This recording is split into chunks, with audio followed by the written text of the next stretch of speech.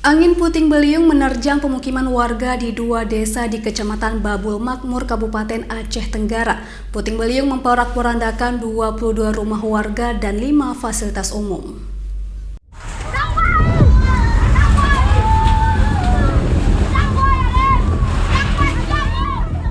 Inilah detik-detik terjadinya angin puting beliung di Desa Sejahtera dan Sejahtera Baru, Kecamatan Babul Makmur, Kabupaten Aceh Tenggara pada Kamis lalu.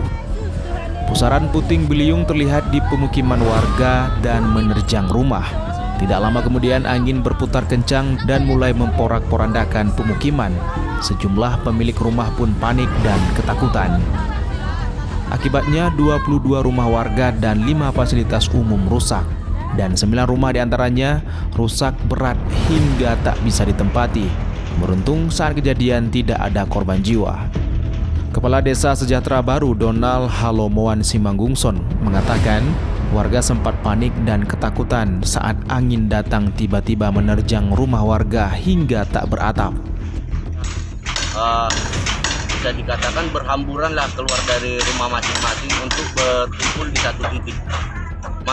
Warga semuanya sempat panik karena belum pernah terjadi angin puting beliung. Baru ini terjadi di desa ini selama beberapa puluh tahun. Sejumlah warga yang rumahnya rusak terpaksa mengungsi di rumah keluarga mereka. Sementara kerugian diperkirakan mencapai ratusan juta rupiah.